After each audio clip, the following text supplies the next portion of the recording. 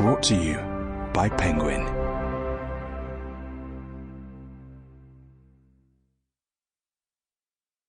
Wedding Bells for Land Girls. Written by Jenny Holmes. Read by Janine Birkett. Chapter 1. "Hop up onto the pillion seat," Brenda Appleby told Una sharp. She kick-started old Sloper and felt the thrum of its engine beneath her. Una climbed on board.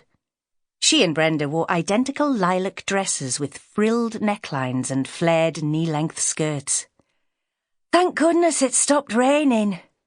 "Yes, what would Grace say if her bridesmaids turned up at the church looking like drowned rats?" Brenda eased the motorbike out of the stable yard onto the driveway of Fieldhead Hostel, just in time to spot their friend and fellow land girl Joyce Cutler carrying bridal bouquets through the front door. "Hello, Joyce. Who's getting spliced?" she called with a lively smile and an exaggerated wink. "Not me. Worse luck." Joyce placed the 2 sprays of white carnations in the back of a green van, then glanced at her watch. "Shouldn't you 2 visions of loveliness be down at Burnside, helping the bride to get ready instead of wasting time talking to me?" "Don't worry, Sloper will get us there in 2 shakes."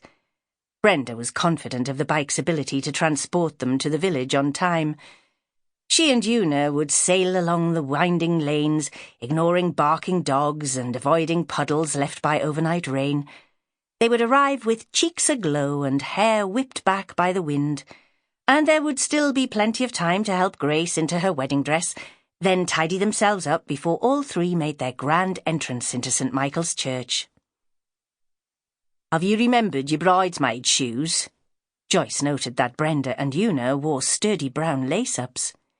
"Here, in the panniers, with our headdresses and gloves." Una patted the canvas satchel strapped to the pillion seat. "Don't worry, Joyce.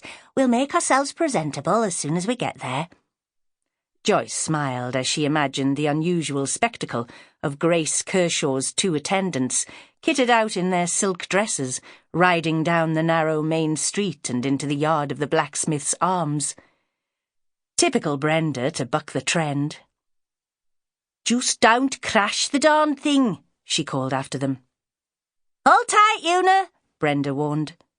Una gave Joyce a wave, then followed instructions. "Ta-ta! We'll see you in church."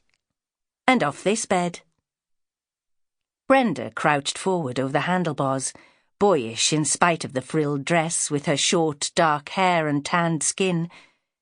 Una was smaller and had a daintier look, dark auburn hair catching the sunlight, slim arms wrapped around Brenda's waist in anticipation of the twists and turns in the bumpy road. Joyce stood beside the van until the bike disappeared from view. She glanced down at her dark green jersey and corduroy breeches, half regretting the group's decision to attend Grace's wedding in full Land Army uniform.